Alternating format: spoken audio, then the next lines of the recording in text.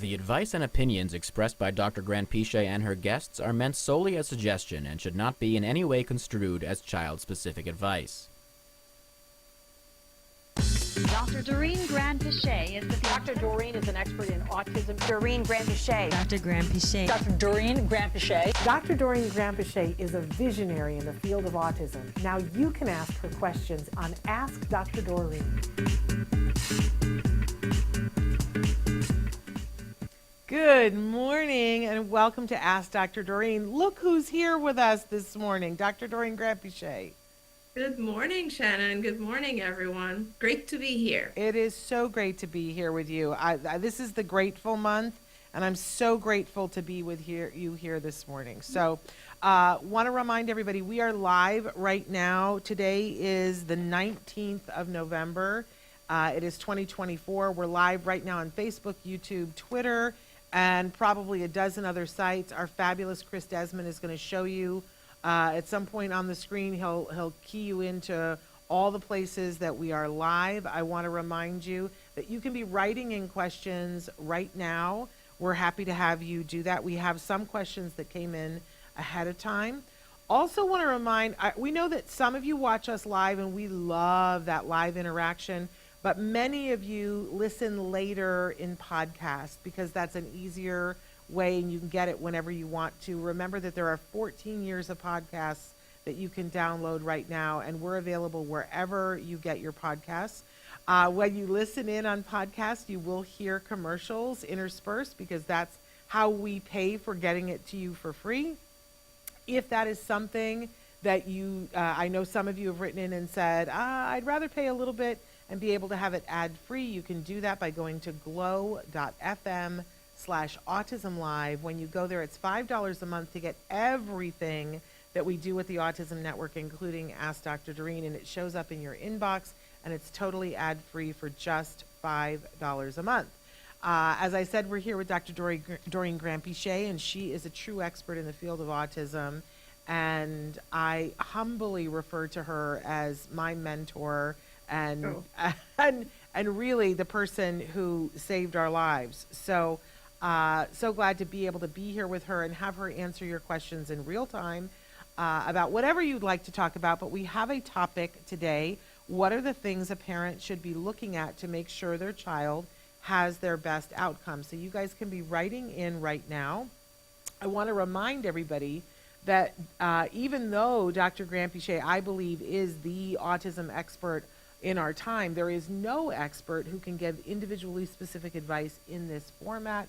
It wouldn't be fair to the individual who is asking for advice or the individual that they're asking for advice about, or Dr. Granpeesheh for that matter, because she doesn't have eyes on the situation. But she's a brilliant mind, is able to ask a lot of questions that will help to lead to more answers for you when you go to the expert who has eyes on the situation where you live.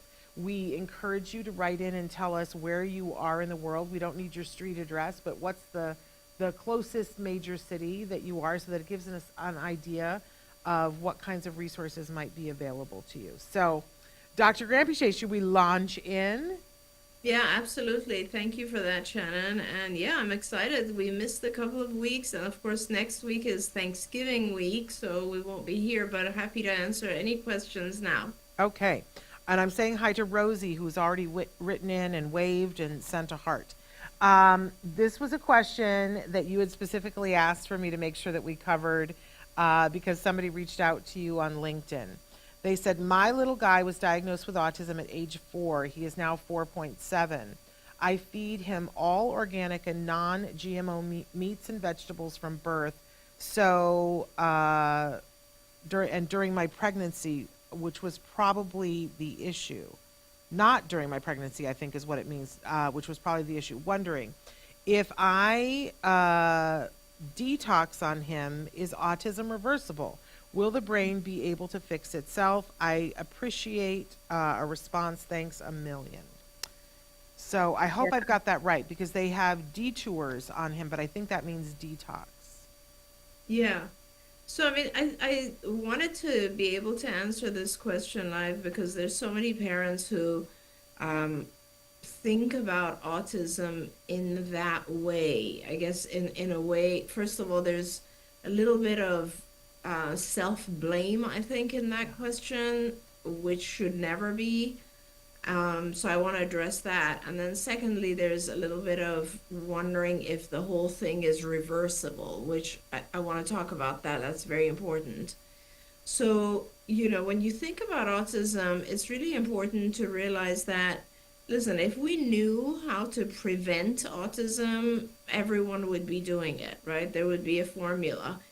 We don't know how to prevent autism. We don't even know really what causes autism in everyone, because I think the problem is that autism is a certain definition right now, and it encompasses a very, very wide array of individuals, and I think there's multiple causes in there. So some people might have developed autism due to different reasons than others in the whole kind of spectrum.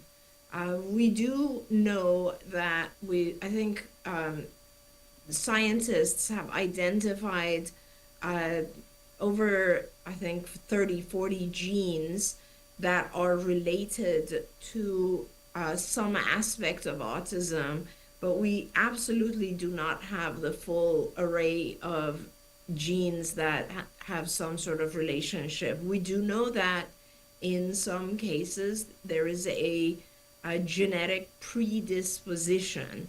What that means is that some combination of genes are present, and then when they are triggered by something in the environment, then the child's development goes in a different direction, and as it goes down a different path, the symptoms that the child exhibits, the things that happen, are then labeled as autism. So, for example, there are kids who, let's say, they're exposed to certain toxins. Yes, it could be foods, it could be, there's so many toxins in our environment that are just unpreventable. Like, it's very, very hard to not have exposure to toxins in the world nowadays, because we're not talking about just, there's all kinds of toxins on our food, right? So we don't even want to go there because there's a million of them. Our soil is pretty toxic. Overuse of antibiotics can cause some toxicity. Overuse of vaccines can cause toxicity. Water in plastic can cause toxicity.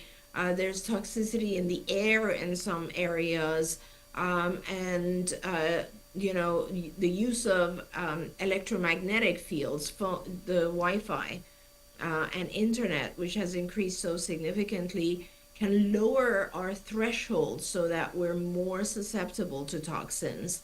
And all of that we all experience, all of us. So one would ask, why do certain children, when exposed to those things, their development goes in a different direction? And that can be a combination of things like the child having low detoxification capabilities, what's called low redox. And that's influenced by our genes. So not something you can do much about. If you have low redox, you have low redox. And yes, you can limit your exposure to certain toxins, but when you are exposed to some things, some mild toxins, you'll have inflammation developing, and that inflammation then just makes development much harder. It's a very, very complicated cycle. So I never really want parents to think, oh my gosh, this would have never happened if I had eaten organic foods when I was pregnant. It really isn't that simple. I wish it was. If it was, believe me, every pregnant mom would only be eating organic foods, right? And that's just not the case. So let's put that aside and let's talk about detoxification. And you have to be very careful about this, because there are dangerous things we can do to detoxify as well. In fact, like some of the ways that you can detoxify from metals, toxic metals, which some kids actually are exposed to very high levels of metals, and they do need detoxification, but it's a pretty dangerous process, and you have to be very, very cautious when this type of thing is done. And then the question becomes, what is the cause of the toxicity? What age did it affect the child? How high is the toxicity? And as we detoxify, what reversible things can we expect to see? So all of those are related to each other. And let's assume that you have a child who has, is reacting to some toxins in their food, and you then are able to modify that by modifying the child's diet. So in some ways, you're reversing the exposure to the toxicity. Meanwhile, that is taking years to do, and now the child is, let's say, 5 years old, and during the course of the previous 5 years, they've just not gained information from their environment the way that another child would, for example. So they have fallen behind. And so it's not a matter of the moment that you change their diet or you change their whatever, exposure or the things they're allergic to or their environment, whatever. It's not that that moment just reverses everything, because meanwhile you've had some time where the child has just not been learning. So really now, or they've been learning in a different way. Let me put it that way. They've been learning in a different way. So now you kind of have to go back and help the child catch up and help the child learn a lot of things. And sometimes it's possible to kind of give the child a massive number of things to learn, and they are able to organize it in the way that they need so that they can use it. And sometimes it's just too much, right? And the child is 5 years old, and they're supposed to be learning the things a 5-year-old learns, but they're also learning things a 4-year-old, a 3-year-old, and a 2-year-old learn. And so it's overload, and it's a lot of stuff, and the child has a hard time organizing it all in a way that's retrievable. Meanwhile, also remember that it's not just about falling behind learning skills. It's also about developing coping behaviors, I want to call them. Like, for example, when a child is 3, 4, or 5, and let's say they haven't developed language, and let's say that's because whatever is getting in the way, whether it's the toxicity has affected their brain development or their sensory involvement, whatever it is, but it has led to this child not being able to use language the way that a typically developing child would, right? So as a result of that, it's not just that we have to go back and teach the language. It's also that the child has figured out other ways to communicate. What are those other ways? Sometimes those other ways are challenging behaviors. And all the child's really doing is coping and trying to figure out how to communicate. So now you have a child who needs to learn a lot of skills that they didn't learn, but you also have a child who has learned challenging ways of communicating, which you need to eliminate. So there's a lot that goes into this kind of what we talk about reversing of the symptoms of autism. And so, yes, you certainly can start to do the things that you think are right. It's not always about organic foods. Sometimes it is. Sometimes it's as simple as like food coloring. Sometimes it's gluten, casein, corn, soy. I mean, there's so many things that our kids don't really digest or break down. And sometimes it's about metals. Sometimes it's about just exposure to plastics. There's lots of different things. Whatever you can do to help the child live in a clean environment is going to help. Certainly, it's going to help reduce inflammation. That's true of everyone, by the way. That's also true of us. Like, whatever we can do to live in a more clean environment is always going to help. Absolutely. I love Huge, we had huge roundabout answer. No, but it was great because it covered a lot of things. And I love that a couple of weeks ago we had David Humphrey on, and he was talking about why wouldn't we want to make every child as healthy as possible? And when you're as healthy as possible, amazing things can happen because you can learn more. And that's just the be all and end all of it, right? I want to say hi to several people wrote in and said where they were listening from or watching from. I want to say hi again to Rosie, who's watching from Austin, and then Mama Cat, who's also close to Austin. That's really fun. I'm coming to visit Austin in February, you guys. Tails Gaming says that they're in Sonoma, California. And Autism Journey with Elijah said hello. They're in speech therapy this morning, but just dropped by to say hello and good morning to you. But then Kylie wrote in, and Kylie said, thanks for your help a few weeks ago. We got all of the blood tests done. Still need to see our doctor to talk about it, but it's clear we need to go gluten and dairy free. Yeah, that's awesome. I'm so glad you discovered that. That sometimes makes a huge difference, and I always tell families, I know it's a big burden to live that way. It's much less of a burden now than it was 10 or 15 years ago, but it is also a gift because you've kind of realized what you need to do, which is really important. And I have a lot of families who've come back even after just the casein and have said, wow, what a difference. Yeah, I mean, it isn't that way for everybody, but it certainly was for my family, for my child. We went gluten and dairy free, and I have to be honest, like our world changed so drastically, and we were like, wow, this thing is really working. And people encouraged me to do a challenge at some point to see if that's what it was, and I said, why? Why would I do that? He's not throwing tantrums. Things are so much better. I'm not doing a challenge. We're going to live our lives this way. And then I'm sure I've told this story before to you, Dr. Granpeesheh. I took him, we had joined the YMCA because I was going to work out. And I took him to the YMCA, and the woman who was the director of the kids program did not want my son there. I don't know why. I don't know why. But I dropped him off one day, and I went to go get on a piece of equipment. Within 10 minutes, they came and got me, and they said, you have to take him home. He's throwing toys. And I was like, what happened? What happened? And I went to get him, and he was more upset than I've ever seen him, and he was spitting and throwing things, and I was like, what happened? And they were like, he just started doing that, and you have to take him home. So I bundled him up, tried to get him in the car seat. He was pummeling me. It was so bad.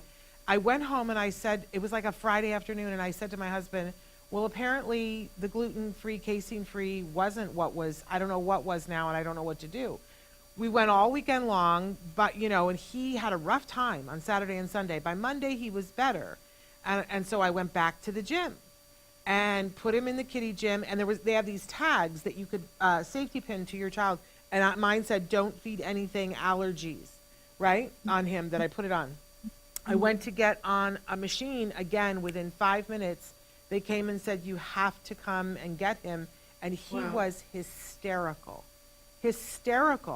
And unconsolable, and they said, this isn't going to work, he can't come back. And I picked him up screaming, he's hitting me on the back, and I'm trying to get him into the car, and I got him into the car, and I was standing outside the car sobbing when this young man came around the side of the building, one of the people who worked in the kiddie daycare, and he said, can I just ask you a question? And I said, sure. And he said, is there any possibility that his reaction that he's having right now could be because somebody fed him pretzels? Oh my God. And I said, what are you talking about? And he said, on Friday and today, as soon as you brought him in, the director sat him down and fed him pretzels. Yep. And I hugged that young man because I said, you know what? If I didn't know that, I would have gone home and I would have said, apparently he can eat gluten and dairy and we're okay. Yeah. But that was the challenge that I never intended to do, and it gave me the proof. I hugged him, and I said, you may have saved our lives, Yeah. But it proved for me that my son's body couldn't handle that. Yeah. And that really helped us. And the level of tantrums that we had when he was having gluten and milk went away when he wasn't. So it was, and he was able to learn. Because he wasn't dealing with all that. So that's what we found. I hope that for this family, you're right, it's so much easier than it used to be. But it's, you got to be 100%. I think people think a gluten-free, casein-free diet is a lot like just whatever diet they're on. They're like, oh, I'm having a cheat day. Yeah. Oh, we're going to McDonald's for a birthday party, so we'll have a cheat day. It's not like that. No, it's not. It's harder, especially gluten, because it's in everything. But it makes, and I think it's, with some children, their sensitivity level is so high that you have to be 100% clean from that allergen or from that product, from that protein. And with other children, you can actually just reduce the intake and it will help. But when you first want to try something like this, you're not going to see results unless you are 100% clean for a month. Like, let's be really, really clear about that. So it's hard, and so a lot of parents will kind of give up on it. But like I said, nowadays it's not even just kids with autism, right? Our food is so bad that there are more and more people learning that they have these allergies and cannot live with these proteins, because these proteins have been modified genetically so much that they are really doing harm to our body and not good. Absolutely. I have a couple of, Andrea, I see that you've written in a question. I'm going to get to you. I got 2 questions that I have to get to that I made a promise. The first one, my 3-year-old son has a lot of 2 steps forward, 3 steps back. We're working with a MAPS doctor, and he's in a 40-hour-a-week ABA program. People say this is part of autism, but his day-to-day variations seem extreme. One day being so related and present, and the next stuck in his world. Is this really typical? It's so anxiety-provoking and disheartening in those slump moments. I can only imagine. Do they say how old the child is? 3. Yes, 3. 3-year-old. Yeah. It's hard. I appreciate how aware you are as a parent and that you're noticing this. I was going to say, first of all, congratulations to you that he's in an intensive program, because that's really, really good. Yeah. And it is really hard. And I guess this is our kind of topic for today anyway. It's like, what are the things you should be paying attention to? And I always start with making sure that your behavioral program is good. And I'm not going to get into too much detail on that because there's just so much. We could talk about that for the next 3 hours. But it's about making sure that your child's program is the right level of difficulty, your behavioral ABA program, the right level of difficulty. It has a game plan. So in other words, if you're teaching something right now, it's because it leads to this and this and this and ultimately to what you wanted to teach. And that there's enough reinforcers in it. So it's not too demanding. It's not causing your child additional stress, additional anxiety. It's not becoming aversive. So as long as the program fits those particular criteria and you can see things progressing, then good. And if that's not the case, then I really do recommend that you sit down with the supervisor of your program and ask and say, this shouldn't be the case. It just shouldn't be that my child is struggling. So what are we doing wrong? And keep questioning it. So that is the behavioral side. But yeah, when you see things like, one day the child is really on and another day they're not, I guess what I would do as a parent is I would look at all the foods they consumed. I would keep a food diary, actually, and see if they're changing, if there are particular patterns that you notice that are occurring the day or two before the bad day, for instance. And okay, so maybe it's this that's causing that behavior. I would look at sleep. I would definitely look at sleep because sleep is a very important factor. I would look at gastrointestinal functioning. Sometimes our kids have really bad days because they are bloated or they have pain and they can't express themselves. So that's another thing I would look at. And also, going back to the behavioral, I would look at if there's a pattern of wish therapists they do better with. Sometimes our kids just shut down when they don't have a good therapist or someone who's rewarding enough, fun enough, in contrast to the others.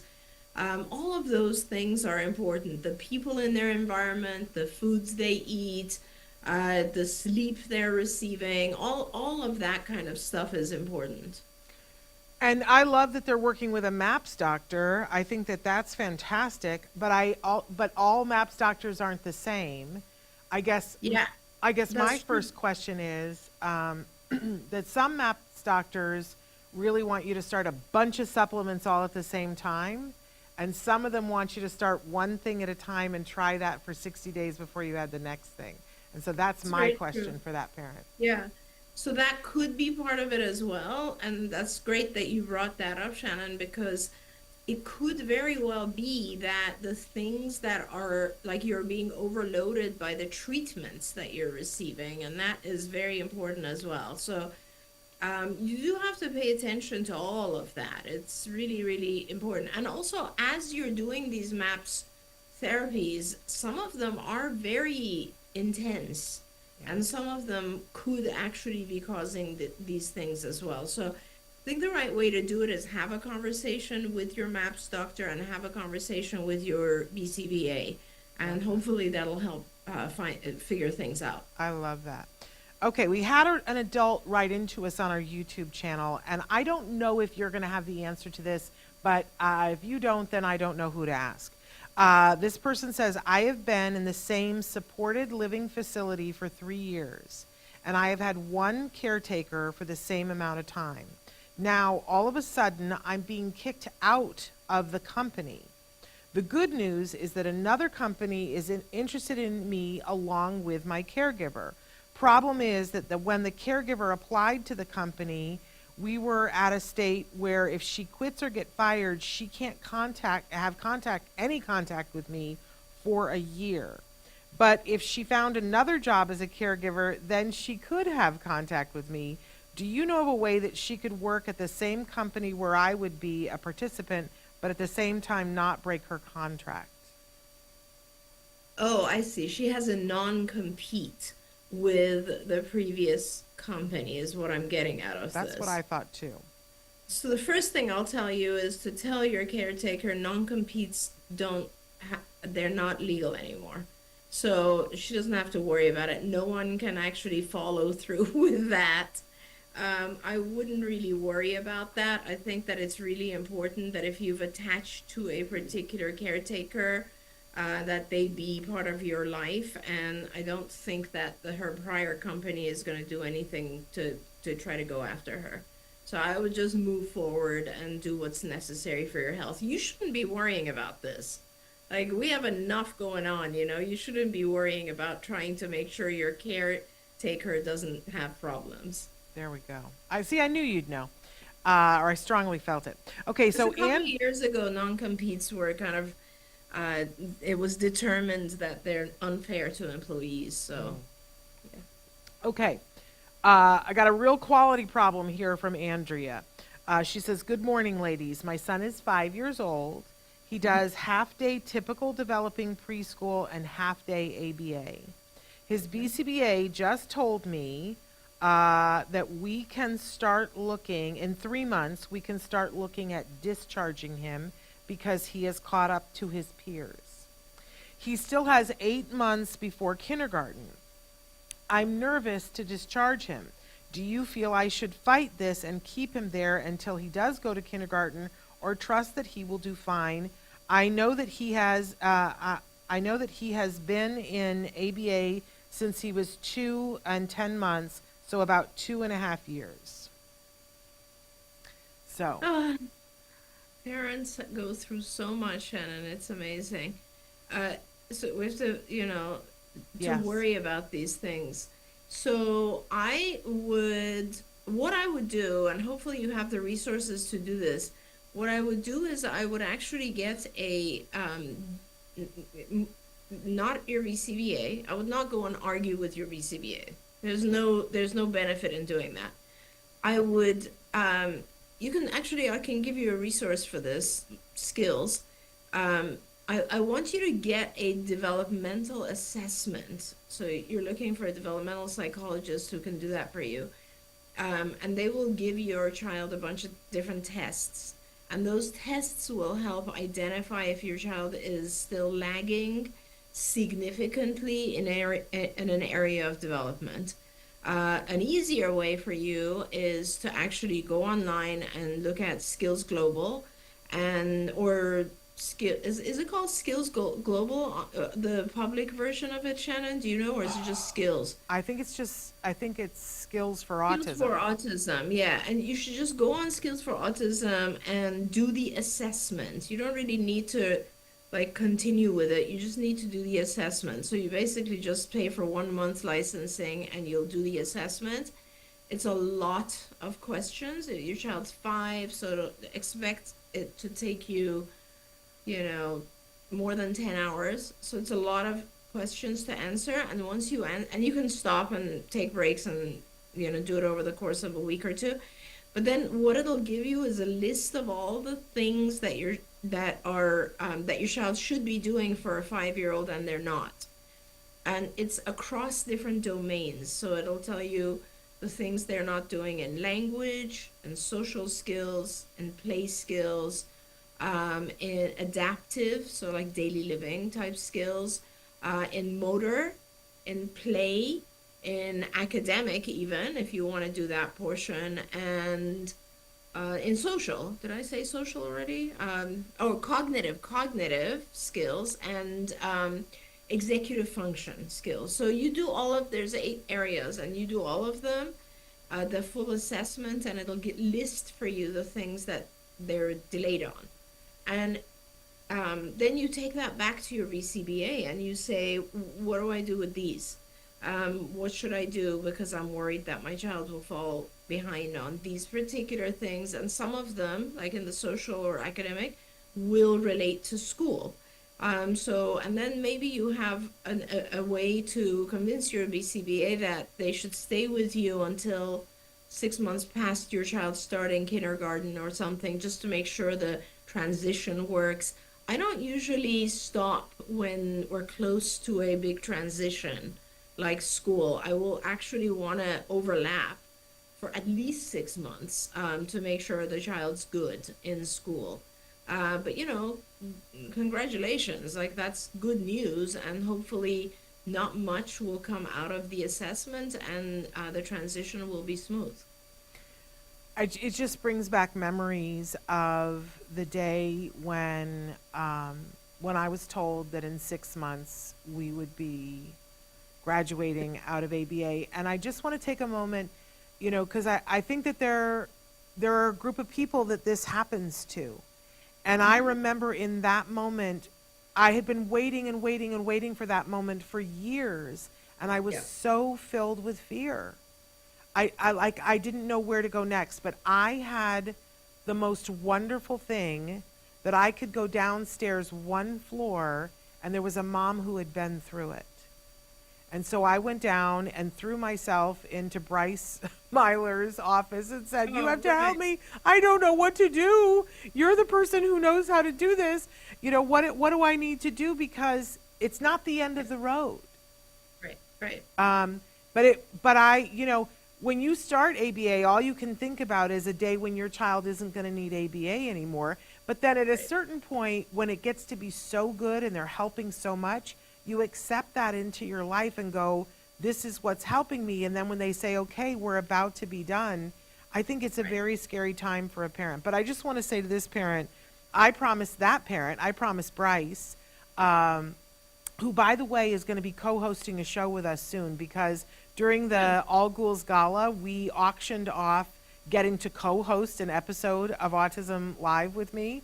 And, nice. And Bryce bid, and she paid $300 for that. That made me... My God. I know. So Bryce is going to... I have to reach out to her and figure out when she wants to do that, because we said it would be in December. So at some point, Bryce is going to be co-hosting the show with me, and I encourage you, this parent, to tune in for that, because she's hilarious, first of all, and an amazing... I can't wait to see that. Right? She's absolutely hilarious, and she is the mom that I went down to and said, you know, what do I do? And she gave me such great advice. I really think she needs to write a book about what her advice was to me. But I want to offer to this parent, you know, please feel free to reach out to me. We can hold hands through it, because it's the beginning of, like, it's a problem. I get it, but that's why I said it's a quality problem. I'm so excited for you that It's also like a lot of fear, right? I mean, we just become used to certain things and somewhat dependent on having someone that can consult with you. I don't, you know, a lot of ECBAs would be happy to stay in touch with you and help and guide if issues come up. So, you know, realize that some of this is just your own anxiety. yeah, and I think it's normal. Absolutely. There's that song, that the Stevie Nicks song about, I'm not going to be able to think what it was, but it was a song that I sang over and over again, because she says, I'm not going to be able to think of it. Never mind. I'm having a senior moment. I'll think of it at 2:00 in the morning, which is a terrible, terrible thing. Okay. So we've answered all the questions, and so you guys can feel free to write in questions, but I want to go back to our topic. And I'm asking Chris, lately, whenever you're doing something good, spammers want to come in. So we have some horrible spam. Chris, whenever you get a second, I'd appreciate if you delete, because this is not the place for people to, it just makes me mad. Don't tout your herbal supplements here. That's not what we're here about. So thank you. But our topic for today was, what are the things a parent should be looking at to make sure that their child has their best outcome? And I know this is a topic that you could speak on for hours. And I think it's sort of all encompassing, right? Because everybody's doing their best to juggle 2 or 3 things, but we're all feeling like, what did I miss? Even now, I feel that way. What have I missed? Because you can never do absolutely everything. 100%. I mean, and let me just tell you, I think, I don't know. I mean, I don't know every parent, but I have 3 typically developing kids and who are adults. And a lot of times when I see them struggling with something, I go back and I think, what could I have done differently? Yeah. So I think it's a normal thing for parents who are caring to ask themselves, what are the things I should be doing? Shannon, you and I have, like, you know, we've written a draft of a book with all this good stuff, but let's go through it together, I guess. First of all, I think it's really, you know, what I was talking about earlier in regards to teaching, making sure the child learns. And that is why I am such a big supporter of ABA, because ABA, when it's done right, is the best way to teach.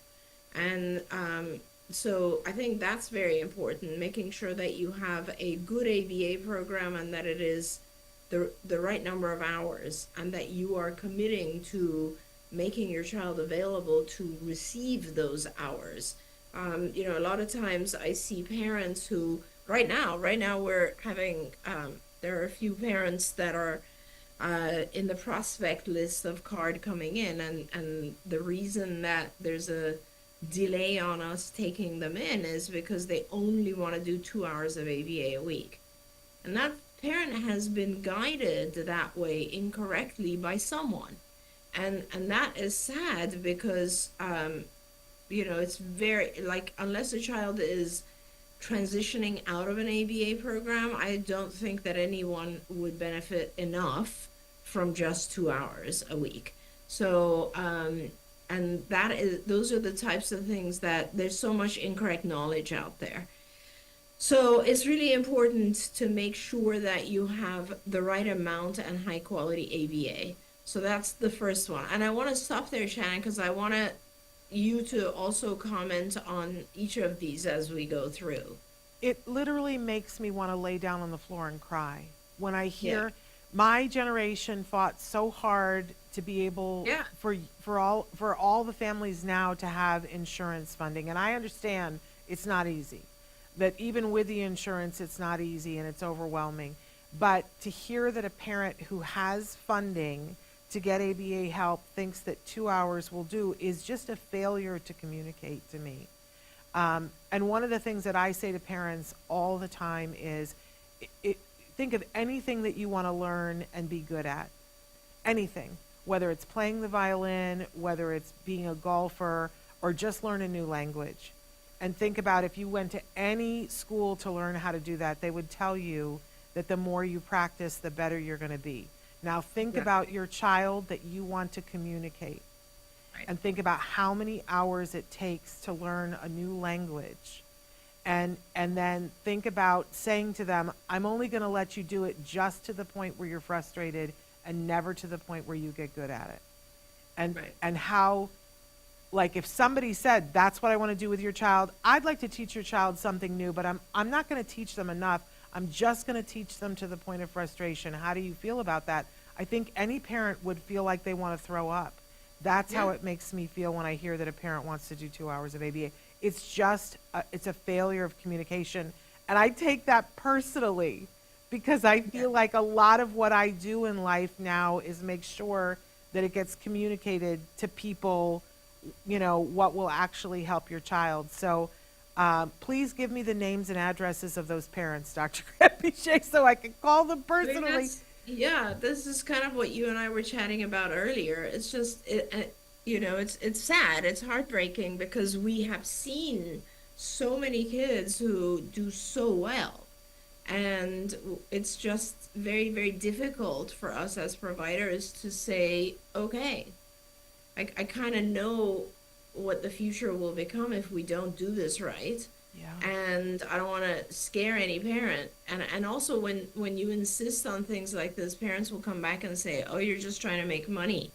And the truth is, we have hundreds of kids trying to get in. We have about 100 children trying to come in every month, Shannon, as you know. Yes.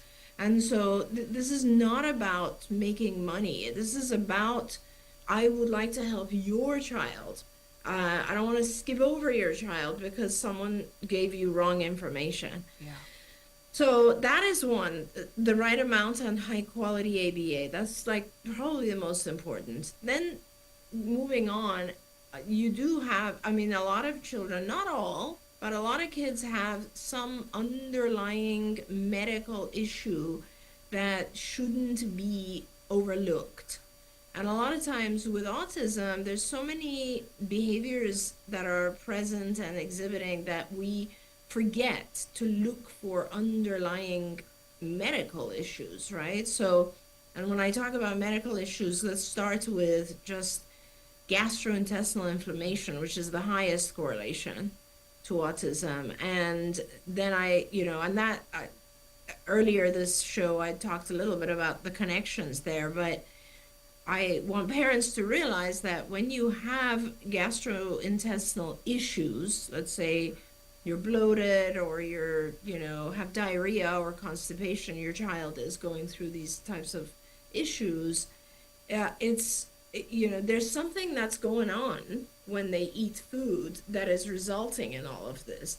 And that thing that's going on, which, we've talked about a lot over the course of the various shows, which 10 years ago or 15 years ago, people used to talk a lot about the leaky gut, right? And this is really all about our kids not really being able to break down the proteins that they're eating.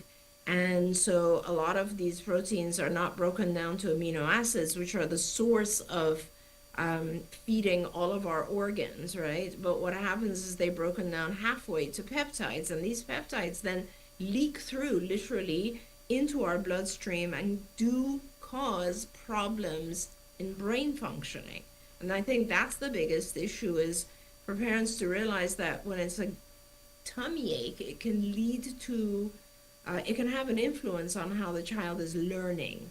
Absolutely. So that is very important, to take care of those GI issues, not just GI. I mean, there's other metabolic issues that a lot of our kids struggle with. So all of those things, the medical stuff, becomes very important. Another one that we don't often enough talk about is seizures.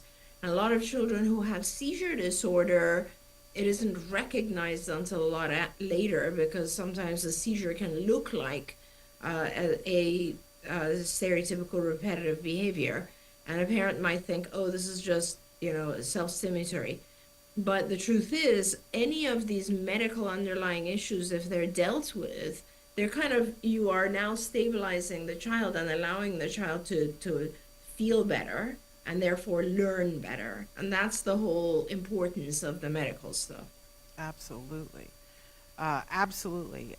You talk about, and you have written a book in which I have assisted you with, but one of the things that you tell the story about meeting a kiddo who had a nail fungus problem that was affecting the way she was learning. Yeah. And so it's critical, what we said before about why wouldn't we work to make all of our kids as healthy as possible, because when you're healthy, you learn better. That's just common sense. But I think a lot of us have had the experience where you go to the doctor or you go to the emergency room, your child is having symptoms, and as soon as you say that they have autism, suddenly they're not going to treat it, or they're not going to treat it the same, or they get worried.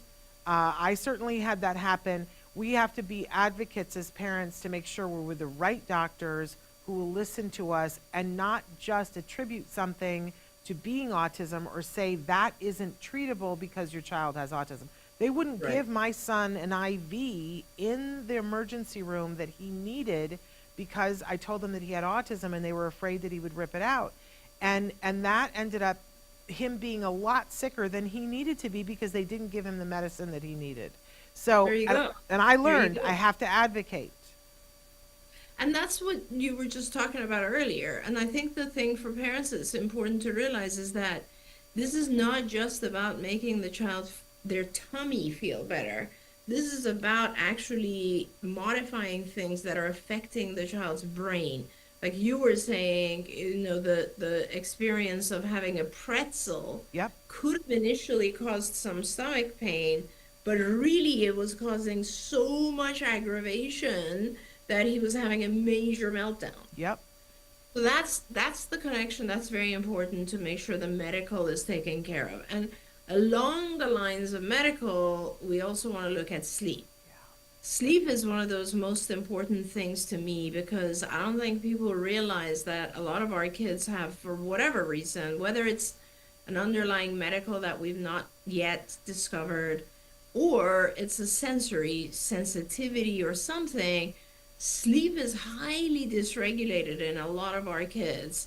And then we expect our kids to be aware, awake, learning at double speed, functional, social, friendly, all these things, and they're just not getting good sleep. Yeah. So it is super important to pay attention to sleep. Okay. And I want to say about that, you can't give away what you don't have. Yes. I think there are a lot of parents who their kiddo is having trouble sleeping, which means the parent is having trouble sleeping. And then you're not rested enough to intervene. So it's multifaceted, but the sleep thing is huge for everybody. This entire world needs to prioritize sleep a little bit more. And I say that mostly to myself. So true. So, and then after that comes the other comorbid mental issues like anxiety and depression and obsessive compulsive stuff. And the anxiety I want to just focus on for a minute, because that's a really, really big one. And it's almost a kind of a no-brainer that if you are struggling with the symptoms of autism to a certain severity level, you're going to develop anxiety, just because it is so much harder to cope. If you think about it, just something as simple as a child who has sensory dysregulation, right? Which a lot of kids on the spectrum do. That means that lights, sounds, and so on are more disturbing, or more harsh, or more unpredictable and jarring to the individual. Just living in that kind of an environment or situation, you will develop anxiety. Not being able to understand language, you will develop anxiety. Not being able to communicate your needs, you're going to either develop anxiety or depression.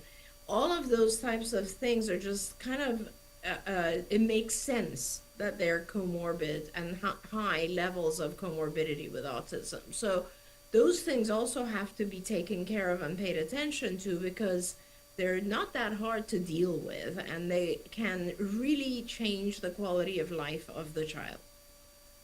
Yes, absolutely. We're running out of time, and there's so many more that I Questions want to bring coming? up. Okay. But anxiety is Also- huge, huge. Yeah.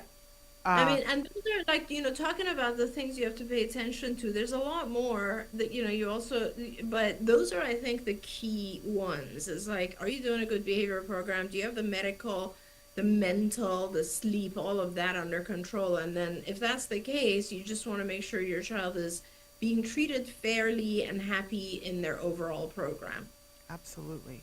I want to bring up the school piece, though, because this Yeah. is one of the things where I'm running into a lot of problems with parents and with schools. That I know that you love school, I love school, and if school, the law is in place to help support kiddos in school if a parent's willing to fight for it. But it's a lot of time and energy. But I see a lot of parents who will prioritize a school program over an ABA program just because it's more familiar to them. It Yeah. feels safer, and the schools are very good at pressuring, and it's free. Yeah. And I see a lot of kids. And look, I think it's two different conversations, right? There's under the age of 6, because under the age of 6, you don't have to send your child to school. Right. And so it's totally the parent's choice. And I see a lot of parents who prioritize going to preschool because they've done commercials about preschool. Everybody needs to go to preschool. Preschool is success. And it feels comfortable to the parent. But even after the age of 6, that parents tend to, they go through I don't know what the stages are exactly, but they totally think that school is the answer. Then they go Yeah. through a period of disillusionment where they see that their children aren't being supported properly in school. And often that's too late to go back and do the kinds of things that they could have done earlier when they had the time.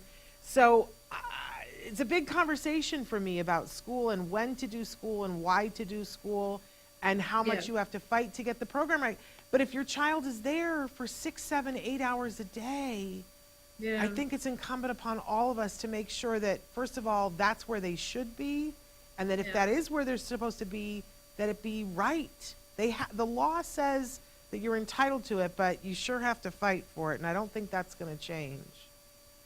No, you're right, and I think it's just hard. What you started out saying, I 100% agree with. I think that we're just used to, or at a certain age, my child should go to school, and then I often ask parents, these are the things that are going to happen in school. These are the things that are going to happen if you have an ongoing ABA program.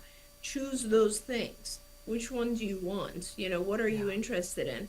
And often you have to realize that when you go to school, you're going from a one-to-one, very wonderful teaching situation to a 1-to-20 teaching situation. Yeah. And that is often, a lot of our kids need a little bit more support before they're ready for that. Absolutely. I also see that when a lot of times when our kiddos go to school, they will start in a special day program. And if that's where they go and they start in that special day program, I always ask families, ask the school what's the goal? Is the goal for them to get out of the special day classroom, to be half-time in mainstream, or to be full-time in mainstream and graduate? What's the goal for you as a parent? And then ask the school to give you data about how often they're able to do that. The thing that you're asking What's their overall long-term plan, right? Yeah. And a lot of times you realize exactly what you said, Jan. The child, they have no plan to mainstream. The plan is, we're going to keep your child in a special ed program. Forever. And so as a result of that, the expectations drop. Yeah. And that's not good, because a lot of our kids are capable of doing a lot more than what is presented to them. And we see all the time, I know you've seen it so much more than I have, but I've seen it in the time that I've known you, and I've seen it front row seat, is that with a strong ABA program, kiddos often, sometimes if it starts early enough, they don't even need the special day program, or they progress out of the special day program into 100% mainstreamed, sometimes with a one-to-one aid, but then sometimes that is faded too, to the point where those kids go on to college and have no supports. It happens sometimes. Absolutely. And to look at, if you just look at what the outcomes for ABA are and the outcomes when you put a kid into special education, they don't have data to support that they can get the kiddos out of special ed. They don't. Studies have been done and they don't do it. And I wish parents knew that. Rodney had written in when I said we're not, it's a failure, I'm not communicating. He said what we have here is a failure to communicate. And I want to say to our audience, if you're watching, share this with people so that they'll have the opportunity to, because I don't think a lot of people are talking this level of truth, Dr. Granpeesheh. No, I know it, and it's unfortunate, right? Because it is so important, and there's such a small window of opportunity that you can actually play with to make sure that you're giving the child everything they need. Yeah. But I know that one of the other things that you have talked about in the past, we got about 2 minutes, is that it should not be overlooked that children have to have leisure time and fun and learn how to play. This goes hand in hand with the fact that our toy guide is 100% live on our website. It was a fair amount of work, but we've got some amazing toys. But this is an important skill, having leisure time and knowing what to do with it, right? Absolutely, and that's why I know how much work it is for you, but it's such a valuable thing you do with the toy guide, because the toys that you pick are just so awesome. They're rewarding, and they're teaching the child, they're educational, they're fun. And yeah, absolutely. There's lots of studies showing that people with autism don't learn leisure skills. And, that's part of why we want to make sure that our kids, we have a play curriculum, just focused on teaching our kids how to play. And that does develop into a lot of additional leisure and sports activities. And as much as we talk about so many other things that can help with anxiety, this is a part of the puzzle as well for anxiety. Absolutely. Yeah, no question about it. Thank you for bringing that up. It's all just goes back to that kind of making sure that the child's life is fair. Yes. And making sure they have a balanced kind of life, right? So just like us, right? You work out, you work, you have some fun time, you family time, etc. And the same with our kids. If they're learning X number of hours, we want to make sure they also have some physical activity, some fun time, some downtime. All of that has to come into it. Absolutely. Well, that brings us to the end of our time, but I don't want to give it up because I so enjoy getting to chat with you and spend time with you. Thank you so we much, aren't going to Shannon. be here for our show next week, so do you want to say anything of a Thanksgiving message to our viewers? Absolutely. Happy early Thanksgiving to all of our viewers. It's such an honor for me to be able to, for so many years, be able to join you on this 1 hour a week and answer your questions. Thank you for trusting me. And for sending your questions in. I enjoy it. I love it. It keeps me very connected to the reality of autism. So please continue to do that. And I hope that you will have a wonderful Thanksgiving week and enjoy the time that you have with your families and get a chance to relax and recover. There we go. All right. Well, thank you so much. I'm incredibly grateful for you, Dr. Granpeesheh. I'm grateful for Chris Desmond. Ooh, the two I of you am as together. well. For both right? of you, Shannon, you and Chris, amazing right? partners. This triangle, it's powerful. But I'm also grateful for all of you who tune in and who share and like and comment and send us questions, because we're just so thrilled to have this opportunity to be with you guys. But we're out of time. I got to let you go back to the rest of your world because I know you have a busy day, Dr. Granpeesheh. So grateful and happy Thanksgiving to you. We're going to be back tomorrow with a live show. Our guests who are joining us from Israel, a married couple on the spectrum, are not able to join us. So I don't know. It's going to be a mystery surprise what tomorrow's show is, but it'll be something fun, I promise you. Until then, give your kiddos a hug from me and one for you too. Bye-bye for now. Bye.